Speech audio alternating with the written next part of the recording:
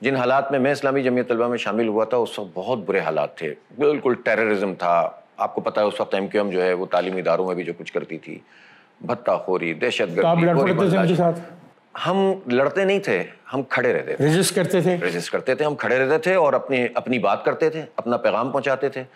ہمارے 100 سے زیادہ لوگ قتل کر دیے گئے اسلامی جمعیت طلبہ کے سرسے میں، ہم نے ایک بندہ بھی نہیں مارا. کتنے لوگوں پہ مقدمات بعد میں آپ نے چلانے کی کوشش کی؟ بہت کوشش کی. اس زمانے میں جو ہے وہ بہت ہوتا تھا اس طرح سے، چیزیں بدلتی رہتی تھیں. اس طرح چیزیں بدلتی رہیں. کچھ لوگوں کی لاشوں کو دفن تو کیا گیا، کیا ان لاشوں کا بدلہ لینا اصولی طور پہ نہیں ہونا چاہیے تھا؟ بالکل ہونا چاہیے تھا. ہم نے جو قانونی تقاضے، ظاہر ہم بدلہ، میں عرض کر رہا تھا نا، بدلے سے مراد میری یہ نہیں کہ آپ بندوق اٹھا کے چلے جائیں اور مار دیں. میں نے یہ نہیں کہا. ہم صلاحیت رکھتے تھے، ہم یہ کام کر سکتے تھے، صلاحیت رکھتے تھے، لیکن بندوق تھی آپ کے پاس، بندوق بھی آ سکتی تھی، سب کچھ ہو سکتا تھا، لیکن ہم نے اس لیے نہیں کیا کہ یہ راستہ تباہی کا راستہ ہے. مسلمانوں کے معاشرے میں کوئی اس طرح تھوڑی قتل مقاتلہ ہوتا ہے. اصل نوجوانی کے جس آپ بات کر رہے ہیں کہ آپ کو ایک خاص نظریے نے بہت متاثر کیا، بہت جلد آپ اہم عہدے پہ فائز ہو گئے. یہ وہ زمانہ ہے جب اس ملک میں چیئرمین ماؤ اور اس کی لال کتاب کی بھی بات کی جا رہی تھی، تو آپ نے اس کی ڈٹ کے مخالفت کی، کیا وجہ تھی؟ اصل میں دیکھیں، چیئرمین ماؤ کی مخالفت ظاہر نظریاتی جدوجہد تھی. کیا نظریاتی جدوجہد تھی بھائی؟ وہ دیکھیں، جو کمیونزم سوشلزم ہے پورا کا پورا، وہ جس نظریے پہ بیس کرتا تھا وہ کہتا ہے کہ اب تو وہ نہیں ہے، اب نہیں کرتا، اب تو ہے نہیں نا.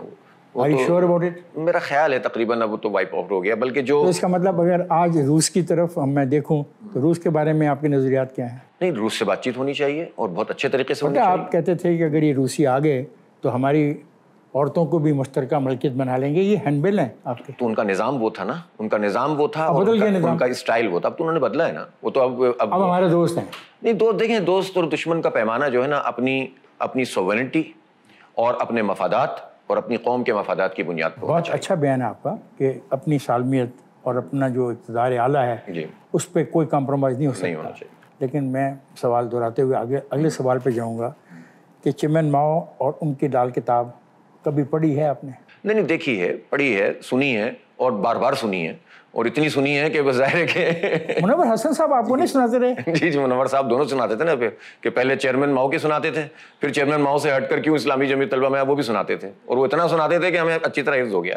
چائنا نہیں مانتا تو ہم کیا مانیں گے. ماضی کی قیادت کی نسبت کافی ماڈرن ہیں، مغربی لباس بھی پہن لیتے ہیں، اور جب آپ نے اپنی جماعت کا ذمہ داری کو سنبھالنے کا فیصلہ کیا تو آپ سب سے کم عمر ہیں. بطور امیر جو تقریب ہوتی ہے آپ کی حلف وفاداری کی، آپ نے روایتی ٹوپی بھی نہیں پہنی. کیا آپ قدامت پسند پالیسیوں کے خلاف بغاوت کے موڈ میں ہیں؟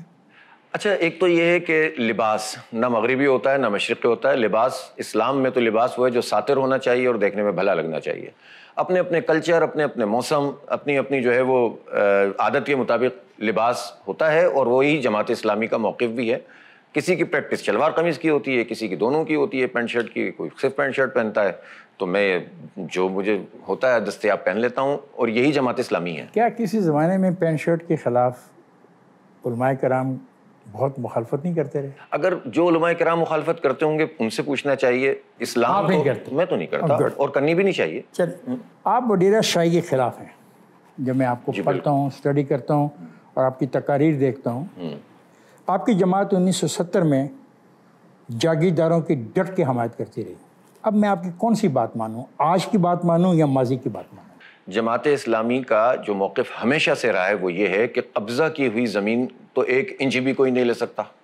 تو وہ بجائے کہ ہزاروں ایکڑ انگریز نے عطا کر دیے ہوں تو کسی بھی صورت میں قابل قبول نہیں ہے. سر، وہ جو انگریز نے عطا کی تھی ان کو ختم کرنے کے لیے وہ قانون سازی تو ہونی چاہیے تھی. تو جب آپ نے قرارداد مقاصد منظور کروائی تو اس میں یہ مطالبہ کیوں نہیں کیا گیا کہ سب سے پہلا کام یہ کیا جائے؟ بہت ساری چیزیں ایسی تھیں جس پر چونکہ ایک متفقہ آئین بنانا نمبر 1 پرائرٹی تھی، اور سب سے بڑا تو مسئلہ یہ تھا کہ اس سربراہ کون ہوگا اس پاکستان کی ریاست کا، اللہ تعالیٰ کی حاکمیت ہوگی کہ نہیں ہوگی.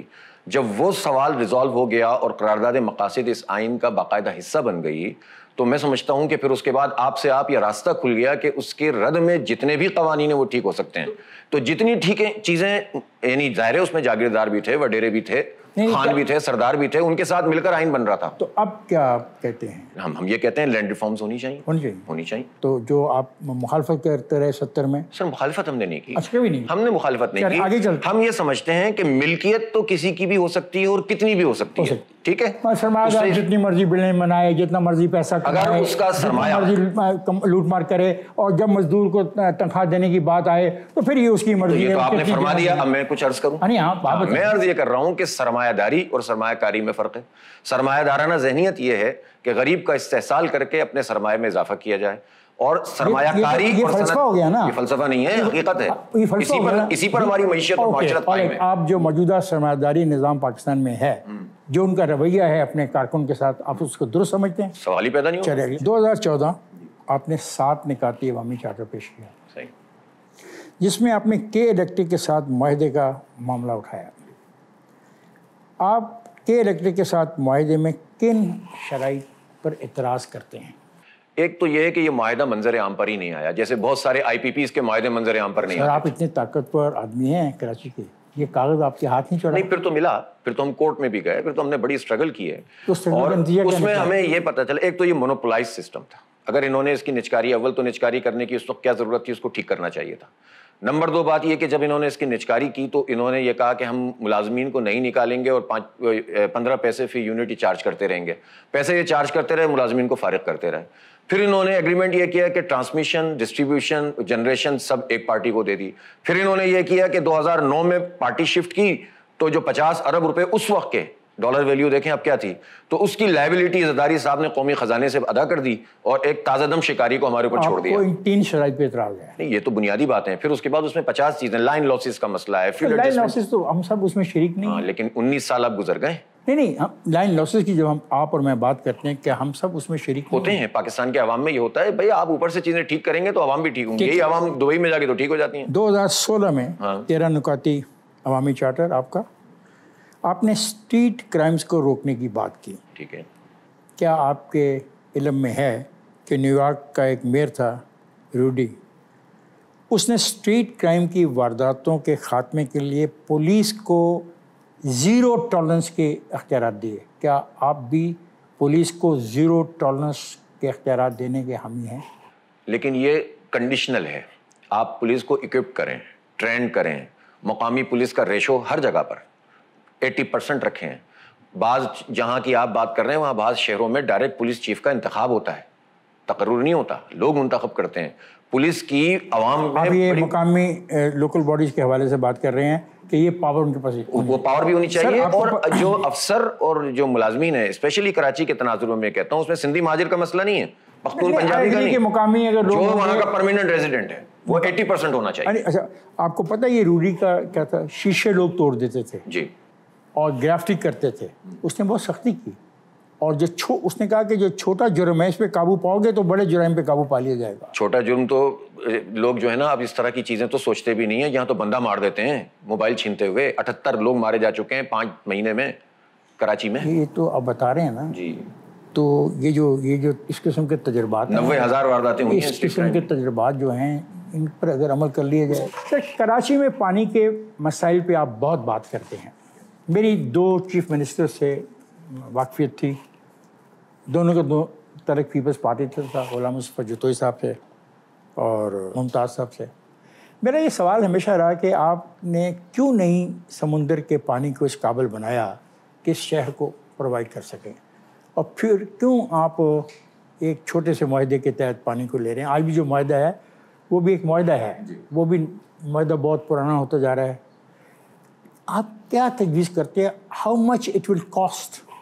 دیکھیں بہت بنیادی بات ہے, 1% پانی کراچی کے لیے مختص ہے 1991 کے ٹریٹی. 91 وہ ختم, میں نے کہا 91 کا ایکارڈ جو ختم ہو جائے گا. 1% پانی کا اگر انکریز کر دیں دریائے سندھ کے پانی میں تو کراچی کا 100% مسئلہ اس وقت تک کا ریزالو ہو جائے گا. آپ مجھے یہ کہہ رہے ہیں کہ افتخار احمد اگر 1991 کے واٹر ریکارڈ میں جو کراچی کو حصہ دیا گیا اگر اس میں صرف 1% اضافہ کر دیں تو کراچی کے پانی کا مسئلہ اویلیبل ہو جائے گا. مسئلہ نمبر 1. نمبر 2, پھر یہ K4 منصوبہ جس کو سب ٹالتے چلے جا رہے ہیں. ہر پرائم منسٹر کا اعلان کرتا ہے میں بناؤں گا, چیف منسٹر تو بنا نہیں سکے, پیپلز پارٹی نے تو کچھ بھی نہیں کیا، لیکن انہی کی جو وفاقی حکومت ہے وہ بھی اعلان کرتی ہے، نون بھی کرتی ہے، پی ٹی آئی بھی کرتی ہے. وہ تو مانتے ہیں، یعنی کہ ان کے جو سربراہ ہیں بلاول صاحب، وہ تو مانتے ہیں کہ واٹر ٹینک ان کے گھر میں آتا ہے، ان کے گھر میں وہ آتا تو ہے. تسلیم تو کرتے 16 سال بعد بھی اگر ان کے گھر میں ٹینکر سے پانی آتا ہے تو اس کے بعد کم از کم پیپلز پارٹی کو تو حکومت نہیں کرنی چاہیے نا. پھر کس کو کرنی چاہیے؟ عوام کو کرنی چاہیے، جن کے فارم 45 والوں کو کرنی چاہیے. آپ کہتے ہیں کہ جماعت اسلامی اہل کراچی کا مقدمہ پورے ملک میں لڑے گی. اب میرا یہ سوال ہے کہ کیا آپ کے نزدیک مسائل صرف کراچی کے ہیں؟ نہیں، اس لیے اس کا ایک تناظر ہے کہ کراچی کے جو ایشوز، ایک تو کراچی منی پاکستان ہے، کراچی پر پاکستان بھر کی معیشت کا بہت بڑا انحصار ہے، 54% ایکسپورٹ وہاں سے ہوتی ہے، ریونیو ہوتا ہے. سر ایکسپورٹ وہاں سے اس لیے ہوتی ہے کہ وہاں پہ سمندر ہے، اور وہاں پہ سمندر، یا تو آپ کراچی کو کہیں لے جاؤ یا سمندر کو. نہیں، میں آپ کے اس موقف کو چیلنج کرتا ہوں، کیونکہ آپ ہمیشہ اس کو سمندر کو نہیں ہٹا سکتے. تو نہیں ہٹا سکتے، تو اس کو آپ اتنا مس یوز بھی نہ کریں کہ کہیں کہ جناب سمندر وہاں ہے اس لیے سارا پیسہ بھی ہمارا ہے. یہ بھی غلط موقف ہے نا. جتنا پیسہ ہے اتنا ملنا چاہیے. کراچی والوں کا دل ایسا ہے ہی نہیں. NFC ایوارڈ آپ کو مل رہا ہے، NFC ایوارڈ ملتا ہے، NFC ملتا ہے، PFC ہوتا ہے. اس دفعہ دے رہے ہیں آپ کو؟ کہاں دے رہے ہیں؟ یہ ہمیشہ سے سنتے ہوئے آ رہے ہیں. آپ نے کہا کہ سارا کراچی سے، میں نے کہا اگر یہ سمندر کراچی میں نہ ہوتا، ٹھٹھا میں ہوتا، تو پھر ٹھٹھا والے کلیم کرتے ہیں. تو ٹھٹھا والے کلیم کرتے ہیں. ہم ٹھٹھا کے لیے بات اس کا مطلب ہے دنیا میں جہاں بھی سمندروں کے ساتھ شہر ہیں وہ جنریٹ کرتے ہیں ریونیو، اینڈ پھر آگے جاتے ہیں. سر دیکھیں، یہ باتیں بہت کہی جاتی ہیں، لیکن مسئلہ یہ ہے کہ جب پورٹ سٹی ہوتا ہے تو پورٹ سٹی کی آبادی بھی اسی لحاظ سے ہوتی ہے، انڈسٹریلائزیشن بھی اسی لحاظ سے ہوتی ہے. پورے ملک سے جو اس کا لوگوں کی آبادی کی جو مائگریشن ہوتی ہے وہ بھی اسی لحاظ سے ہوتی ہے، پھر ان کے مسائل بھی اسی لحاظ سے ہوتے ہیں. پھر اسی لحاظ سے تجویز کیا ہے؟ اس لحاظ سے کہ جو NFC ایوارڈ میں پیسہ آتا ہے تو PFC ایوارڈ میں بھی آبادی کے تناسب سے پیسہ ملنا چاہیے. حیدرآباد کو بھی، لاڑکانہ کو بھی، شکارپور کو بھی، کراچی کو بھی. ابھی نہیں مل رہا. وہ تو PFC ایوارڈ ہی نہیں ہو رہا 15 سال سے.